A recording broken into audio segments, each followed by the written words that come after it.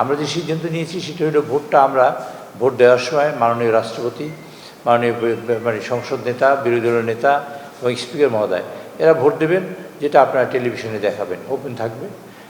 তো রাষ্ট্রপতি নির্বাচন আগামী 20 তারিখে আপনারা সবাই জানেন, এবং রাষ্ট্রপতি নির্বাচনের জন্য আমাদের মনোনয়নপত্র জমা দেওয়া এবং বাছাই করা এবং সেটা উইথড্রলের একটা ডেট আছে।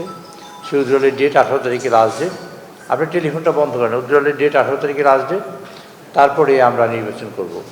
আপনি ইতিমধ্যে জেনেছেন আমাদের বিএনপি দলীয় প্রার্থী আমরা এখনও সিদ্ধান্ত ফাইনাল করিনি। মাননীয় প্রধানমন্ত্রী তিনি ঘোষণা করবেন, আমাদের দলের থেকে তাকে দায়িত্ব দেওয়া হয়েছে, তিনি সিদ্ধান্ত গ্রহণ করবেন। বিরোধী দল থেকে আমরা জেনেছি জনগণ প্রার্থী আমরা বিরোধী দল থেকে প্রার্থী দেবেন। সেই কারণে নির্বাচন সুষ্ঠু যাতে সম্পন্ন হয় তার জন্য আজকে আমরা বসেছিলাম।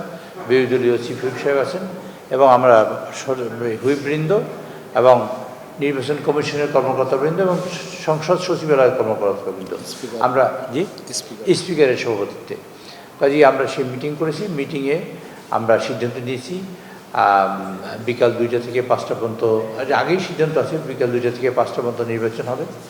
এর মধ্যে মাননীয় সংসদ সদস্যবৃন্দ বলবেন, তাদের বিভক্তি নাম অনুযায়ী তারা ভোট দেবেন।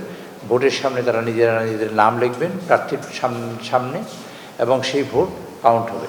আমরা যে সিদ্ধান্ত নিয়েছি সেটা হলো ভোটটা আমরা ভোট দেওয়ার সময় মাননীয় রাষ্ট্রপতি, মাননীয় সংসদ নেতা, বিরোধী দলের নেতা এবং স্পিকার মহোদয় এরা ভোট দেবেন, যেটা আপনারা টেলিভিশনে দেখাবেন, ওপেন থাকবে এবং আরও 10 মিনিট 15 মিনিট আপনারা টেলিভিশনে আপনারা দেখাবেন।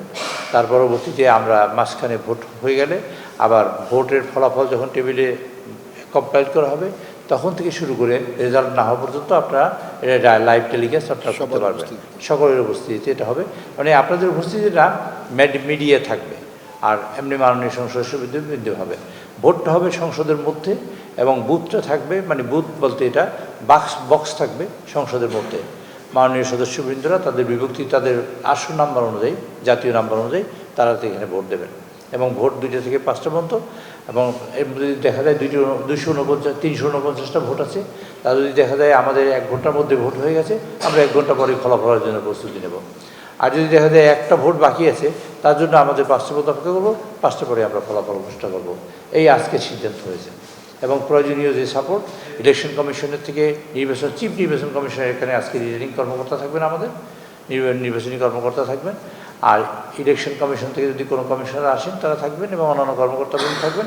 আমাদের এখান থেকে যারা কর্মকর্তাবৃন্দ তারা সার্বিক সহায়তা তাদের দিবেন, প্রয়োজনীয় যা কাজ সেগুলো করবেন। এই ব্যাপারে এই আমাদের আজকে সিদ্ধান্ত। এই ভোটে সংবিধানের 70 অনুচ্ছেদ কার্যকর হবে কিনা, আর একই সঙ্গে হচ্ছে এর সঙ্গে সেটা হচ্ছে যে বিশেষ অধিবেশন ডাকতে হবে না আপনারা বৈঠক ডাকবে? এটা বৈঠক ডাকা হবে, বৈঠকটা ডাকবেন নির্বাচন কমিশন। আর সংবিধানের 70 অনুচ্ছেদ যেহেতু সংশোধিত হয় নাই, সুতরাং এটা কার্যকর হবে না। ভোটে 70 অনুচ্ছেদ অনুযায়ী যা লেখা আছে তাহলে এই দলের সিদ্ধান্তের বাইরে তারা কোনো সিদ্ধান্ত গ্রহণ করতে পারবে না। যদি সিদ্ধান্ত গ্রহণ করে সেক্ষেত্রে তাদের সদস্যপদ বাতিল হবে। মাননীয় প্রধানমন্ত্রী ঘোষণা করবেন, তখন আমরা সবাই একসাথে জানবো। সেটা যেদিন নির্বাচন হবে, মানে আমাদের মনোনয়নপত্র যেদিন জমা দেবো দাখিল হবে দাখিলের সময় আমরা সবাই জানবো।